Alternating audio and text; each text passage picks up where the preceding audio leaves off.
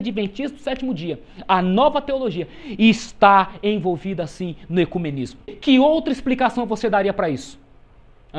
Que outra explicação? Chamado para sair dela. Quando se levanta alguém de nosso meio ou fora de nós, tendo a preocupação de proclamar uma mensagem que declare que o povo de Deus pertence ao número dos de Babilônia, e que pretenda que o alto clamor é um chamado para sair dela, podereis saber que esse tal não é portador da mensagem de verdade. Não o recebais, não lhe desejeis bom êxito, pois Deus não falou por ele, nem lhe confiou uma mensagem, mas ele correu antes de ser enviado. Página 363. Ellen White escreveu este texto 5 anos depois da Conferência Geral de 1888. A mensagem do quarto anjo desce ali a mensagem da justificação pela fé. E essa mensagem está intimamente relacionada com o alto clamor. Só que o quê? Alguns irmãos viram ali que essa mensagem não estava sendo um tanto aceita. E acharam que o quê? A igreja tinha rejeitado a mensagem e que, portanto, deviam convidar os membros para sair fora da igreja, para dar o alto clamor. Negativo, irmãos. Nós tornamos a repetir, a doutrina estava certa, estava correta. A questão não era doutrinal, era comportamental. Era uma questão de atitude, de procedimento, de posicionamento. Tá entendendo? Então o quê? De forma alguma vai falar para os irmãos sair da igreja. Não, a igreja era a igreja de Deus. Então, ela vai dizer que o quê? Você não deve desejar a essas pessoas êxito, porque a igreja estava na doutrina correta. Ela vai falar que o quê? Que não é nem para receber, nem desejar êxito, porque Deus não falou por essas pessoas. Nós temos que entender o contexto para saber aplicar os escritos ali da profetisa de Deus com respeito a essa questão de Babilônia. Mas o mesmo já não se dá hoje. Nova organização. Declarou o Senhor que a história do passado se repetirá.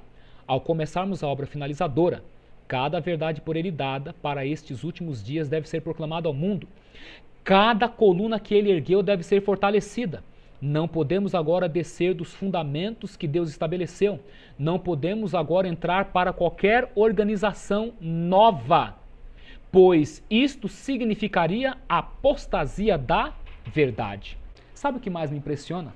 Os mesmos irmãos que pegam este capítulo de Ellen White para dizer que a gente, os adventistas históricos, estão chamando a igreja de Babilônia, não prestam atenção que tanto no começo quanto no final, Ellen White está referindo a que igreja ela está dizendo que não se deve chamar de Babilônia. Olha o que diz o texto aqui, ó. Ela está dizendo que o quê? A história do passado vai se repetir ao começarmos a obra finalizadora. Ela está dizendo que cada verdade dada por Deus para estes últimos dias deve ser proclamada ao mundo. Cada coluna que ele ergueu deve ser fortalecida. O que a nova teologia não fez, não está fazendo, ela está dizendo que o que? Que nós não podemos agora descer dos fundamentos que Deus estabeleceu. A nova teologia desceu desses fundamentos ou não, irmãos? Desceu, nós vimos claramente. Ela vai dizer que nós não podemos agora entrar para qualquer organização nova, porque isto significaria apostasia da verdade. Será que a igreja entrou numa organização nova? Nós já vimos o texto anterior e vamos vê-lo novamente, irmãos. Entrar numa organização nova, sabe o que significa? Apostatar-se da verdade. Jamais a igreja remanescente vai ser Babilônia. Agora, os apóstatas, que a profetisa diz, estes sim, vão se constituir Babilônia. Afinal de contas, só vai existir 2 igrejas na terra, irmãos. O remanescente fiel e Babilônia. Então, eu gostaria muito que meus queridos, sem preconceito, analisasse este assunto, mas em toda a sua abrangência. Não usasse de parcialidade. Não pegasse um texto aqui, um texto ali para justificar a sua não aceitação, o seu não compromisso com a fé dos pioneiros. Porque o que eu vejo hoje, meus irmãos, é pessoas se convencendo dessas verdades aí, mas buscando um pretexto ou outro para justificar a sua omissão. E isso é anticristão. Isso não é nobre. Vamos ser francos. Poxa, se você tem medo de aceitar a verdade, seja franco, ó, irmãos, é verdade, mas eu não quero ter problema com os homens. Seja franco. Agora, poxa vida, ficar confundindo as coisas? Igreja remanescente, nova organização. O inimigo das almas tem buscado introduzir a suposição de que uma grande reforma deveria ter lugar entre os adventistas do sétimo dia. E que essa reforma consistiria em renunciar às doutrinas que permanecem como pilares de nossa fé e engajar-se num processo de reorganização. Caso essa reforma tivesse lugar, o que resultaria? Os princípios da verdade que Deus em sua sabedoria tem concedido à igreja remanescente seriam descartados. Nossa religião teria mudado. Os princípios fundamentais que têm sustentado a obra durante os últimos 50 anos seriam considerados erro. Uma nova organização. N-O-V-A-O-R-G-A-N-I-Z-A-C cedilha A tio O. Uma nova organização seria estabelecida. Livros de uma nova ordem seriam escritos. Um sistema de filosofia intelectual seria introduzido. Os fundadores desse sistema iriam às cidades e realizariam uma maravilhosa obra. O sábado, logicamente, seria considerado levianamente, bem como o Deus que o criou. Nada seria permitido permanecer no caminho do novo movimento. Os líderes ensinariam que a virtude é melhor do que o vício, mas Deus sendo removido, eles depositariam sua dependência no poder humano, o qual sem Deus é sem valor. O seu fundamento seria edificado sobre areia, e a tempestade e a tormenta levariam de roldão a estrutura. Mensagens Escolhidas, volume 1, página 204. A Mensageira disse, no livro Testemunhos Seletos, volume 2, no capítulo que fala a igreja remanescente não é Babilônia, ela disse o quê? Que entrar numa organização nova significaria o quê? Apostasia da verdade. E ela vem agora aqui profetizando na apostasia ômega, que o quê? Que os líderes da igreja iam o quê? Entrar numa nova organização por renunciar às doutrinas que a igreja foi estabelecida no passado. Ou seja, meus queridos, a igreja dos pioneiros foi estabelecida numa plataforma, numa rocha eterna, o Senhor Jesus Cristo. E em 1863 deu um nome a essa igreja, Igreja Adventista do Sétimo Dia. Nós vimos que de 1853 a 1903, os últimos 50 anos, todos os pilares, as colunas, os fundamentos estavam lançados. O nosso povo só tinha que fazer o quê? Edificar. Só que o que aconteceu? De 1931 a 1980, houve uma mudança de fundamento. A igreja mudou de posição, renunciou à fé dos pais. Mas teve uma coisa interessante que aconteceu. Mantiveram o nome Adventista do Sétimo Dia. Sabe o que isso significa? Isso significa que Satanás é inteligente, é sagaz. Ele sabe trabalhar. A Bíblia diz que ele engana todo mundo. Se possível, até os escolhidos. Sabe o que foi que Satanás fez? Ele mudou o fundamento, a doutrina, mas preservou o nome. Simples, não é verdade? Então hoje, o nosso povo está dizendo, eu sou adventista do sétimo dia. Mas será que é mesmo? Percebe, irmãos, a astúcia de Satanás?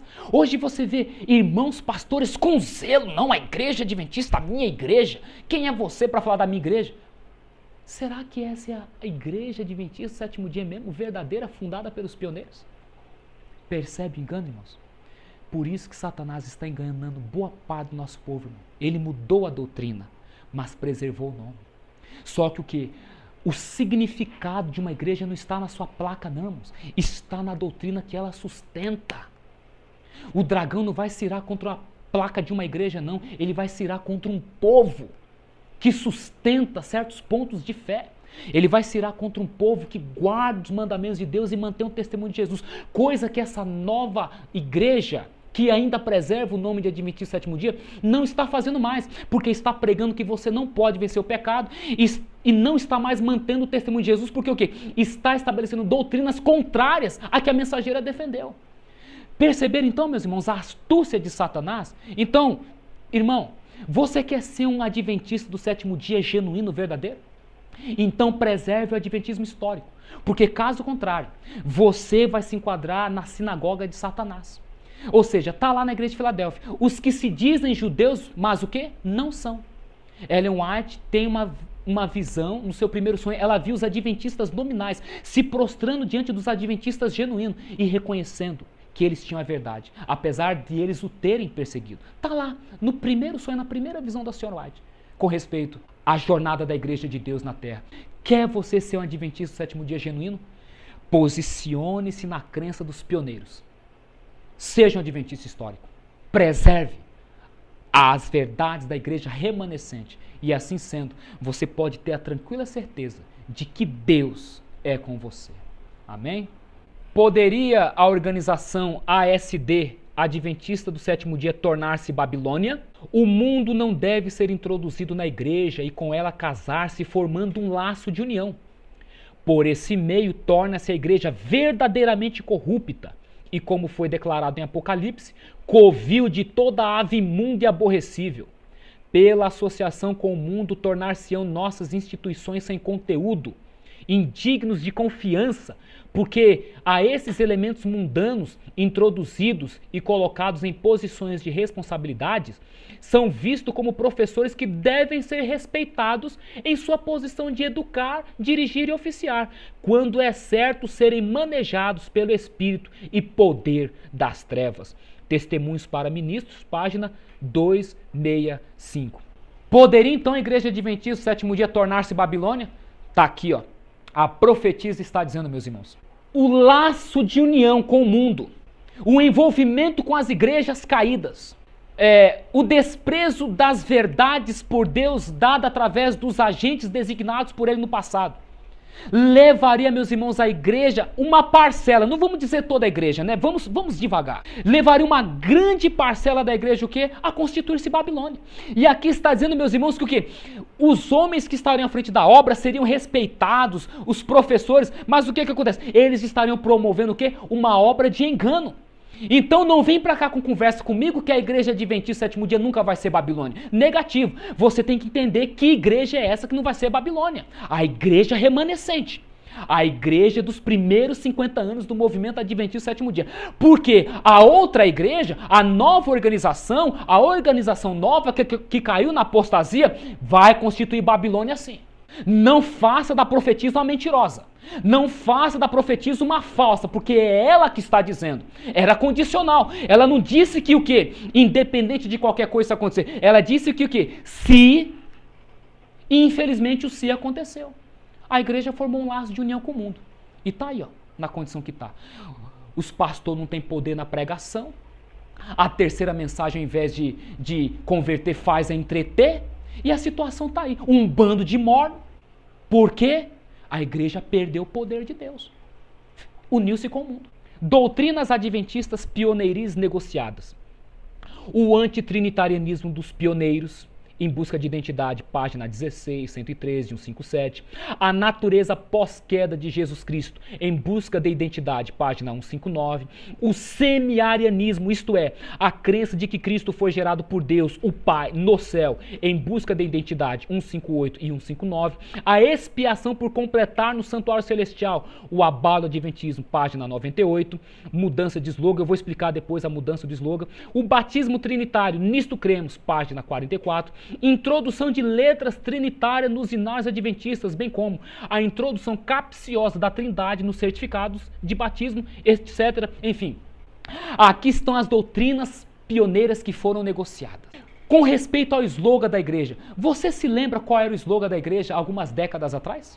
Não eram 3 anjos? Eram 3 anjos, irmãos. O slogan da igreja. Porque a igreja sempre creu, sempre entendeu que a missão dela é a de proclamar as 3 mensagens angelicais. A primeira mensagem chamando a adoração ao Deus único verdadeiro, ao Deus uno dos pioneiros. A segunda mensagem angelical pregando caiu Babilônia. E a terceira mensagem angelical dando a última advertência contra a falsa adoração. A igreja não está pregando mais estas mensagens hoje, irmãos. A nova igreja adventista não, porque ela está pregando um Deus trino no lugar do Deus uno. Ela não está mais chamando as igrejas caídas de Babilônia porque ela está unida com elas. Não produz mais folhetos, meus irmãos. Os folhetos que a igreja produz hoje é os folhetos que as igrejas evangélicas produzem. Deus é amor, Jesus é amor. Não fala do sábado, não fala de Babilônia, não fala do santuário, não fala da imortalidade. Enfim, acabou a mensagem. E também não está mais o quê? Chamando o povo a desviar-se de uma falsa adoração, porque a própria igreja está ensinando os membros dentro do templo a adorar um Deus falso. Pronto, não está mais pregando. Então veja bem, mudou, eram os 3 anjos, mas o que entrou depois em sequência? Veio 3 pombas. Por quê? Queria introduzir a Trindade. Puseram 3 pombinhas. Depois das 3 pombinhas, sabe o que veio? Agora uma Bíblia aberta, com uma chama em volta, representando o Espírito Santo, e com a cruz no meio. Vocês sabem o que representa a cruz, irmãos? De certa forma, no mundo catolicista, no mundo evangélico. Mais à frente eu vou mostrar. E vocês vão entender. Batismo católico trinitário. A fórmula batismal foi mudada do nome de Jesus Cristo para as palavras Pai, Filho e Espírito Santo, pela Igreja Católica no segundo século. Sempre nas fontes antigas menciona que o batismo era em nome de Jesus Cristo. Enciclopédia Britânica, 11ª edição, volume 3, páginas 365, 366 e 82. A religião primitiva sempre batizava em nome do Senhor Jesus até o desenvolvimento da doutrina da Trindade no segundo século. Enciclopédia da Religião, página 53. Ali você vai ver o consultar, você pode pegar a sua Bíblia e ir naqueles textos e você vai ver que de fato que a igreja primitiva sempre batizava no nome de Jesus. Mas o que foi que aconteceu mesmo? A Igreja Católica, quando introduziu a Trindade, mudou do nome de Jesus para as palavras Pai, Filho e Espírito Santo. A nossa igreja também batizava no nome de Jesus, mas depois mudou. No livro Nisto Cremos vai estar lá a declaração. Nós vamos ver logo mais. Mas interessante, alguns têm dito que Ellen White escreveu o batismo em nome do Pai, do Filho e do Espírito Santo, mas ela também, nós vamos ver, escreveu o batismo no nome de Jesus. O que fazer então? É no nome de Jesus ou é no nome do Pai, do Filho e do Espírito Santo? A mensageira disse, meus queridos, quando algum dos seus escritos estiverem em desacordo com a Bíblia, ela falou para desprezar. Ela sempre exaltou a Bíblia como a nossa única regra de fé e prática. E os seus escritos sempre apoiaram um assim diz o Senhor. Se a igreja primitiva batizava no nome de Jesus, então o batismo correto é no nome de Jesus. O dom de profecia. Respondeu-lhes Pedro, arrependei-vos e cada um de vós seja batizado em nome de Jesus Cristo para a remissão dos vossos pecados e recebereis o dom do Espírito Santo. Pedro levou ao íntimo do povo convicto o fato de que haviam rejeitado a Cristo por terem sido enganados pelos sacerdotes e príncipes, e que se eles continuassem a buscar conselho desses homens e esperassem que esses líderes reconhecessem a Cristo em vez de ousar fazê-los por si mesmo, jamais o aceitariam. Ellen White, História da Redenção, 246 e 289. Nós temos aqui o dom profético dizendo que o quê? Que o batismo é no nome de Jesus e que o quê? Que o povo for enganado pelos líderes, assim como a igreja hoje está sendo enganada pelos líderes. Mas o que? Foi necessário Pedro dar uma mensagem ali a fim de despertar o povo, a fim de quebrar o encanto, o poder dos líderes sobre eles. E foi o que aconteceu. Mas fica bem ressaltado, o batismo era no nome de Jesus.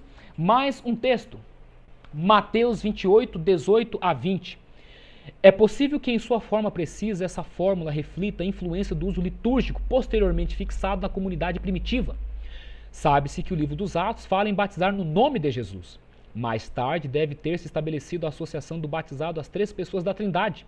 Bíblia de Jerusalém, página 1758, comentário sobre Mateus. Declaração oficial da IASD atual. A igreja primitiva batizava as pessoas em nome do Pai, do Filho e do Espírito Santo. São Mateus 28, 19, Nisto Cremos, página 4.4. Irmãos, o livro Nisto Cremos, Doutrinas Fundamentais dos Adventistas da Nova Organização, da Nova Teologia, da Nova Igreja Adventista do Sétimo Dia, está dizendo que os discípulos batizavam em nome do Pai, do Filho e do Espírito Santo. O apóstolo João vai dizer nas suas epístolas que nenhuma mentira pode vir da verdade. E os líderes da nossa igreja estão dizendo que os apóstolos batizavam em nome do Pai, do Filho e do Espírito Santo. Você já conferiu na sua Bíblia os textos que eu passei ali? Você vai conferir, meu irmão. E você vai ver que isso é uma mentira. A igreja primitiva jamais batizou em nome do Pai, do Filho e do Espírito Santo. Eles batizavam em o nome de Jesus. Você percebe como foi longe demais a nossa liderança? A ponto de corromper as Escrituras Sagradas. Cruel, hein? O dom de profecia. Após a maravilhosa manifestação do Espírito Santo no dia de Pentecostes, Pedro exortou o povo ao arrependimento e ao batismo em nome de Cristo, para a remissão de seus pecados, em imediata ligação com as cenas do grande dia de Deus. O Senhor, através do profeta Joel, prometeu uma manifestação especial de seu Espírito, Joel 2,28, Essa profecia teve cumprimento parcial no derramamento do Espírito no dia de Pentecostes, mas ela atingirá sua plena realização nas manifestações da graça divina que assistirão o encerramento da obra do Evangelho. Grande Conflito, página 9. Aqui está mais uma vez Ellen White dizendo no livro Grande Conflito que a igreja primitiva batizava no nome de Jesus. Nós gravamos também um DVD, o Batismo Apostólico. Vimos deixando bem claro, à luz da Bíblia e do dom de profecia, qual é o verdadeiro batismo. E nós deixamos também bem claro que uma condição para receber a chuva serôdia, assim como os apóstolos para receber a chuva temporã, era o quê? Efetuarem um batismo verdadeiro. Então eu quero te dizer uma coisa, meu querido. Se você quer receber a chuva serôdia e fazer parte do alto clamor na finalização da obra de Deus, conforme o cumprimento de Joel 2:28, você precisa sofrer o verdadeiro batismo. Se você foi batizado já no nome do Pai, do Filho e do Espírito Santo, precisa sofrer o rebatismo em nome de Jesus. No nosso DVD, o batismo apostólico, a gente deixa bem claro esta questão. Por quê, meus irmãos? Deus não é Deus de contradição. A condição para os apóstolos receberem o batismo da chuva temporã era o quê? O batismo verdadeiro, tanto na forma quanto na fórmula. E agora, por ocasião do derramamento da chuva serôdia, não será diferente também. Está aqui a profetisa confirmando que o batismo é no nome de Jesus Cristo. Apóstatas dirigindo a Yazd. Naquela noite sonhei que estava em Battle Creek, olhando para fora da janelinha da porta. Então vi um grupo que marchava rumo à casa de 2 em 2. Eles pareciam inflexíveis e determinados. Eu os conhecia bem e voltei-me para abrir a porta da sala de visitas para recebê-los. Mas pensei em olhar novamente. A cena mudara. O grupo agora parecia uma procissão católica. Um trazia em sua mão uma cruz, o outro uma cana. Quando se aproximaram, aquele que carregava a cruz fez um círculo ao redor da casa, dizendo 3 vezes: esta casa está interditada, os bens devem ser confiscados. Eles falaram contra a nossa santa ordem. O terror veio sobre mim e corri sobre a casa, saindo pela porta dos fundos, achando-me em seguida no meio do grupo, entre alguns que eu conhecia muito bem, mas não ousei dizer-lhes uma só palavra por medo de ser traída. Testemunhos para a Igreja, página 577. Olha a visão que a mensageira do Senhor teve. Ela diz o quê? Que viu um grupo de homens se dirigindo em direção a ela. E ela foi lá abrir a porta para receber, porque era conhecidos delas, eram os irmãos de fé dela. Mas, de repente, ela achou por melhor olhar novamente pela janelinha. E quando ela olhou, o que aconteceu? A cena mudara, irmãos. Ela viu uma procissão católica. Os homens traziam a cruz e uma vara na mão. Então ela diz ali que eles, com essa vara, fizeram um círculo ao redor ali da casa e confiscaram os bens. Irmãos, o que isso significa? Será que isso aconteceu com a nossa igreja?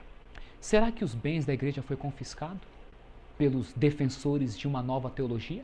Será que eles falaram contra a nossa santa ordem? Porque Ellen White fala que livros de uma nova ordem seriam escritos, livros contendo novas doutrinas, como a Trindade, questões em doutrinas, em busca de identidade, enfim, uma série deles.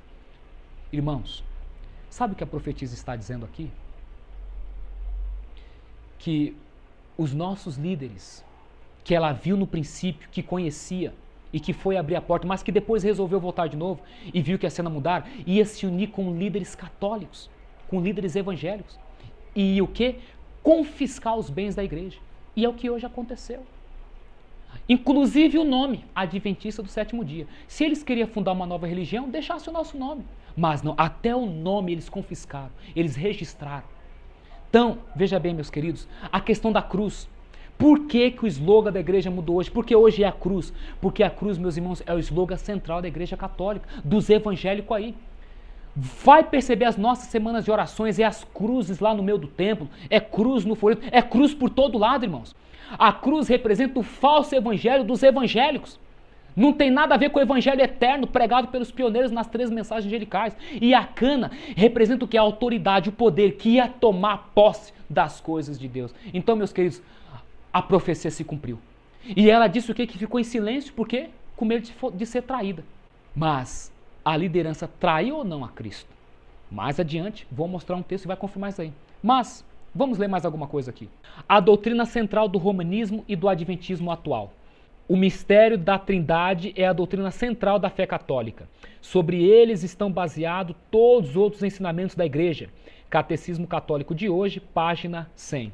Qual que é o mistério central da fé católica? A doutrina da Trindade, que hoje é a doutrina central da Igreja Adventista do Sétimo Dia na nova organização. Então veja bem, a profecia de Ellen White, o sonho que ela teve, se cumpriu ou não dentro da organização? Se cumpriu, irmãos. Se cumpriu literalmente. A primeira a sentir o golpe da ira de Deus, traição. Vemos aí que a igreja, o santuário do Senhor, foi a primeira a sentir o golpe da ira de Deus. Os anciãos, aqueles a quem Deus dera grande luz e que haviam ocupado o lugar de depositários espirituais do povo, haviam traído o seu depósito. Esses cães mudos que não querem ladrar são aqueles que sentirão a justa vingança de um Deus ofendido. Homens, virgens e crianças, todos perecerão juntos. Testemunhos Seletos, volume 2, página 65-66. Qual foi a primeira igreja a sentir o golpe da ira de Deus? A Igreja Adventista do Sétimo Dia. Ela está dizendo o quê? Que os anciãos, no inglês, no original, são os pastores, são os líderes. Eles colocaram a palavra ancião para colocar para o ancião lá embaixo. Apesar que eles não vão escapar não, viu? Se eles continuar apoiando aí a postagem dos pastores, eles também vão sentir o golpe da ira de Deus. Mas note só, ela está dizendo que o quê? Eles foram os primeiros a sentir o golpe da ira de Deus, porque haviam traído o seu depósito. Fizeram acordo, meus irmãos, mudaram a doutrina, desprezaram a fé dos pais. Esses cães mudos que não querem ladrar, você sabe o que é um cão mudo? Suponha-se que você saia de viagem e quando você volte, a casa está arrombada. Levaram os móveis, levaram os eletrodomésticos, enfim, fizeram uma limpeza na sua casa. Mas você se lembrou que tem ali câmeras de filmagem e você então foi ali pegar as câmeras para ver o que aconteceu, como aconteceu, quem está envolvido nisso. E você então pega a câmera e vai assistir o filme, mas vai assistir na casa do vizinho, porque nem DVD sobrou para você assistir. E quando chega lá você percebe uma coisa, você vê os ladrões arrombando o portão, do portão eles vão até a porta, arrombam a porta, entram dentro da casa, começam a tirar ali as coisas e voltam, tornam a tirar, mas uma coisa te chama a atenção, o cachorro está ali no canto deitado, olhando toda a cena de orelha baixa, com a língua para fora. Você não vai ficar aborrecida com esse cachorro? Você não vai ficar aborrecido com esse cachorro, meu irmão? No meu caso, chutaria para fora. Cachorro que não late. Aqui está dizendo, meus queridos, que o quê? Os homens entraram dentro da casa de Deus, confiscaram seus bens, mudaram a doutrina, e os homens que deveriam ali como cães latir, ficaram mudos. Sabe de uma coisa, gente? A semelhança daquela mulher que chutaria o cão para fora. Nós temos que chutar esses cães mudos da nossa vida, do nosso coração, irmãos. Porque se nós dependemos deles, vamos continuar sendo roubados. E no fim, vamos até o quê? Cair na perdição eterna, porque não latiram no momento de urgência, no momento de necessidade. Cães mudos que não querem ladrar, aqui está dizendo, são aqueles que vão sentir a justa vingança de um Deus ofendido. Homens, virgens, mulheres, todos vão perecer. Ou seja, pai, mãe, filho, filha, todo mundo, irmão, não vai sobrar ninguém. Por quê?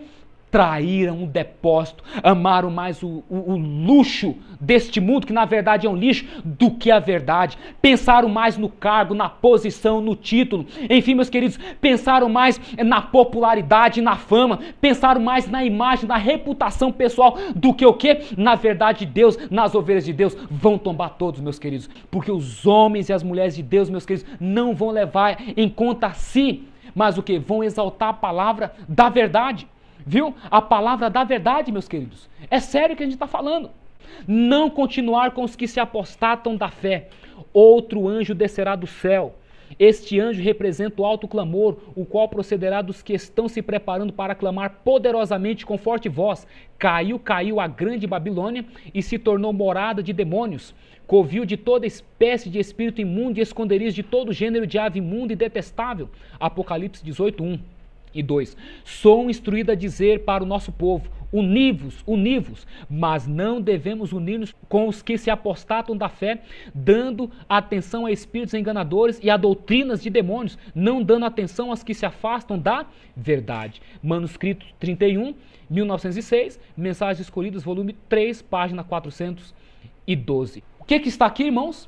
está o outro anjo descendo do céu, representando o povo que está aceitando a mensagem de Wagner e Jones, que estão recebendo a justiça de Cristo, que estão se esforçando pela graça e o poder do Evangelho para vencer os seus pecados. Aqui está dizendo, meus queridos, que o quê? Esse povo vai clamar contra a Babilônia, contra a falsa adoração, contra as heresias do romanismo. Esse povo aqui, meus queridos, a serva de Deus está dizendo o quê? Que nós não devemos nos unir com aqueles que estão se apostatando da fé. Ela está dizendo, meus queridos, que nós não devemos dar atenção às pessoas que estão se afastando da verdade. Então veja bem, meu querido, não dê atenção a homens que estão pregando doutrinas que são contrárias às doutrinas dos pioneiros. Chame eles ao arrependimento. Não vai fazer como eles estão fazendo, pensando que é a gente que está na apostasia. Vamos tentar ajudar eles, mas se eles não quiserem compromisso com a verdade, deixe eles. A Bíblia diz assim, ó, ao herege, depois de uma e outra exortação, deixa ele. Herege são os que estão se afastando da verdade bíblica, não os que estão se confirmando nos fundamentos dos pioneiros. Esta é a verdade. Abandono da posição, não do templo. Ao aproximar-se a tempestade, uma classe numerosa que tem professado fé na mensagem do terceiro anjo, mas que não tem sido santificada pela obediência à verdade, abandona sua posição, passando para as fileiras do adversário. Eventos Finais 1:5-6. Olha o engano aqui, irmãos. O povo está pensando que a igreja de Deus é o templo de argamassa e tijolo. É a estrutura organizacional, é os livros de registro da igreja. Ele está lá esquentando o banco. Está dentro da organização, está com o nome no livro da igreja, está tudo bem, estou na igreja de Deus. É engano, irmãos. Igreja de Deus não é isso. Lembra-se do povo de Israel? Todos os que não creram em Cristo e nos apóstolos, mas que creram nos líderes que crucificaram a Cristo, foram destruídos juntamente com o templo no ano 70, meus irmãos. A igreja de Deus, torna a repetir, se firma na verdade presente, num assim diz o Senhor. Aqui está dizendo, meus irmãos, que uma classe numerosa que professa crer na terceira mensagem angélica, mas que não está sendo santificada por ela. Aqui está dizendo que eles abandonam a igreja, que eles abandonam o templo, a organização. Aqui está dizendo que eles vão abandonar a posição. Que posição? A posição dos pioneiros que a Armand White falou que estava sendo mantida por longos anos. Eles vão abandonar a posição, vão continuar na igreja. O povo está aí na igreja pensando que está salvo. Mas o quê? Tendo abandonado a posição. Engano, irmãos. O engano de Satanás é preservar o povo dentro da igreja mesmo. Mas numa mentira. Porque ele sabe que a igreja de Deus se firma numa posição, num fundamento. O fundamento dos pioneiros. Então, entenda, meu querido, minha irmã, que os que vão se unir com as fileiras dos inimigos, eles não vão abandonar a igreja. Vão continuar na igreja, no templo. Eles vão abandonar a posição. Já abandonaram. Só que se você não tinha conhecimento disso, hoje você está tendo. Você vai preservar a posição antiga ou vai abandonar?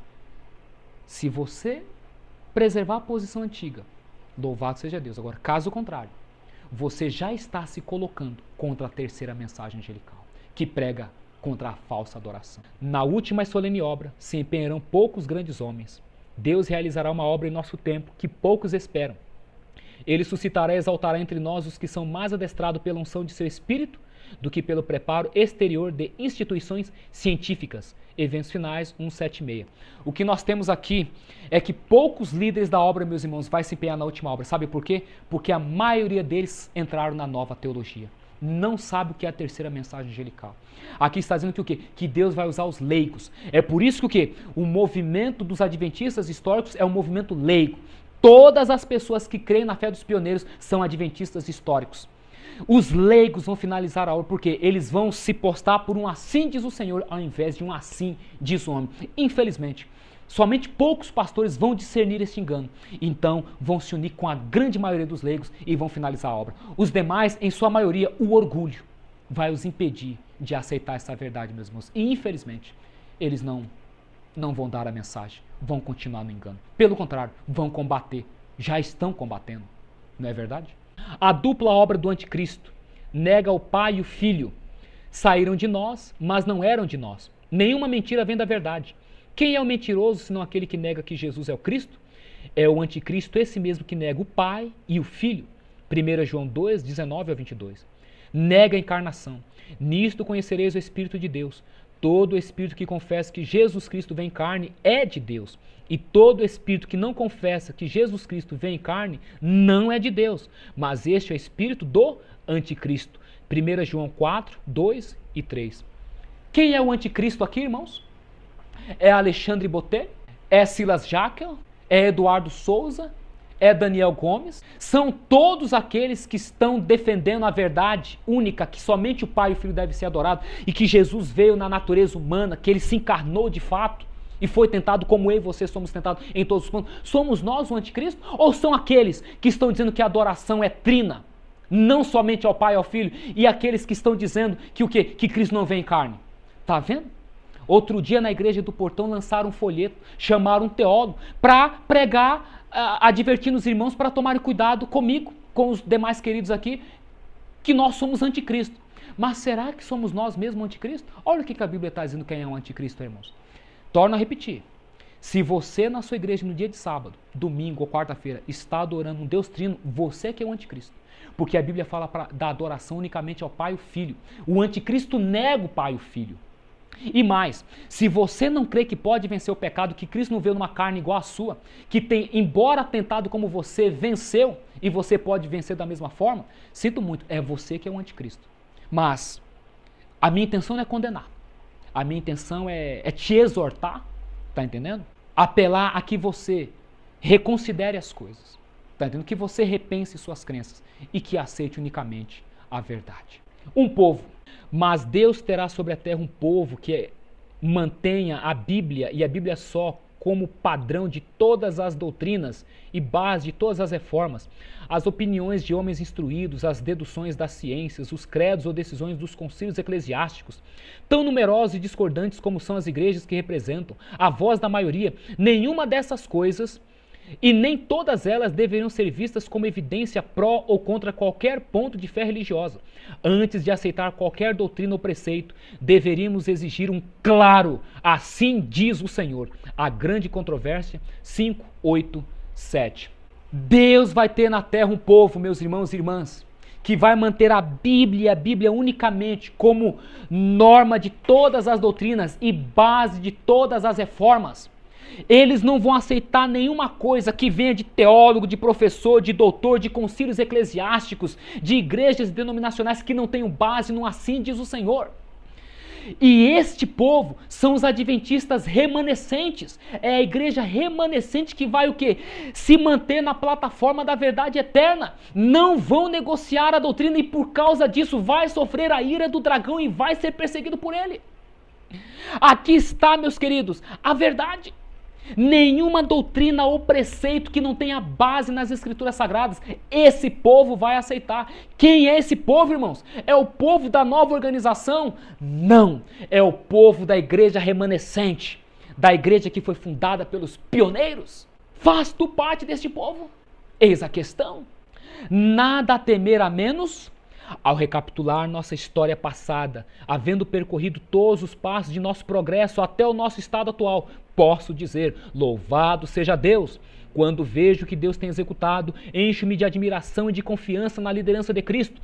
Nada temos que recear quanto ao futuro, a menos que esqueçamos a maneira em que o Senhor nos tem guiado e os ensinos que nos ministrou no passado. Boletim da Conferência Geral de 1893, página 24, Testemunhos para Ministro, página 31. No mesmo ano que a Mensageira escreveu o capítulo que nós estamos estudando do Testemunhos Seletos, volume 2, as páginas intitulado o tema A Igreja Remanescente Não é Babilônia. O que ela está dizendo aqui? Não temos nada que temer, irmãos, quanto ao futuro, a menos que esqueçamos, desprezemos, joguemos para trás os ensinos que Deus nos ministrou no passado, a maneira como Ele nos guiou. Será que a igreja atual, irmãos, esqueceu esses ensinos? Você já está em condição de responder que sim, esqueceu. Esqueceu sim, meus irmãos, esses ensinos. Tem motivo para temer ou não? Obviamente, porque lançou por terra, voltaram as costas a fé dos pioneiros. No mesmo ano em que ela disse que o que aquela igreja firmada sobre as doutrinas, os pilares do adventismo, a igreja remanescente jamais deve ser chamada de Babilônia. Então, meus queridos, se você não está nos ensinos dos pioneiros, você tem o que temer. Tá entendendo? E muito.